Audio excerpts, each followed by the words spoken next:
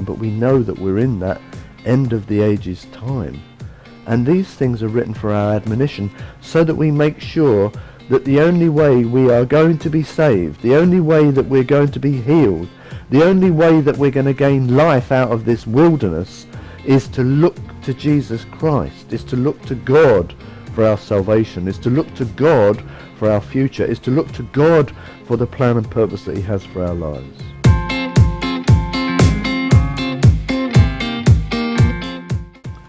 Corinthians chapter 10, 1 to 13.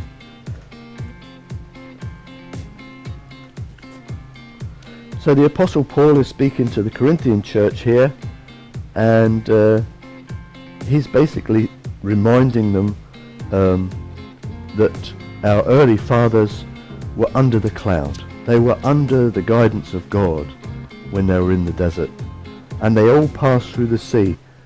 They all came through the sea, and so in a sense, symbolically they were all baptized into Moses in the cloud and in the sea. So with God's presence there, and then they go down into the waters of death, and they come up the other side, out of the sea on the other side, into a new era, into a new life.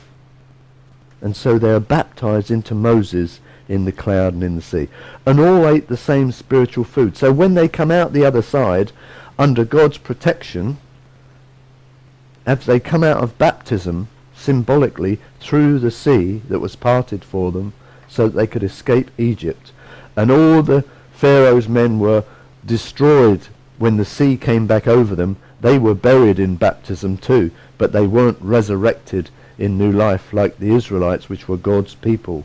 This is a spiritual message for us, that we have new life as God's chosen people. And then in the desert they were fed with manna and quail. They were fed with the bread of heaven for 40 years, and their shoes didn't even wear out, their sandals didn't even wear out in that 40 years, and all drank the same spiritual drink, because they drank of that spiritual rock that followed them, and that rock was Christ. So when Moses gave them water, when Moses struck the rock and they had water coming out of a rock, this was a symbol of Christ, that Christ was there right with them, even in the desert. That rock was Christ. Verse 5 says, "But with the most of them God was not well pleased, for their bodies were scattered in the wilderness." So because of their disobedience in that time, God destroyed most of the generation that were there, even though they had all that God was providing for them, even though they were God's chosen people, even though God supplied their needs. They were disobedient. They were totally rebellious to the God who created them. Verse 6, "Now these things became our examples, to the intent that we should not lust after evil things as they also lusted, and do not become idolaters as were some of them. As it is written, the people sat down to eat and drink and rose up to play. Nor let us commit sexual immorality as some of them did, and in one day 23,000 fell. Nor let us tempt Christ as some of them also tempted, and were destroyed by serpents. Nor complain as some of them also complained, and were destroyed by the destroyer." So there they were in the desert, and when they were complaining, and when they were doing these bad things, God sent serpents to them. Serpents that were biting them, that were causing them problems and killing them. And Moses was told that they needed to look upon him and they would be healed. And some of them were destroyed before they even got the chance to do that, because they were so disobedient. And when they complained, they were also destroyed by the destroyer. It says in verse 11, "Now all these things happened to them as examples, and they were written for our admonition, upon whom the ends of the ages have come."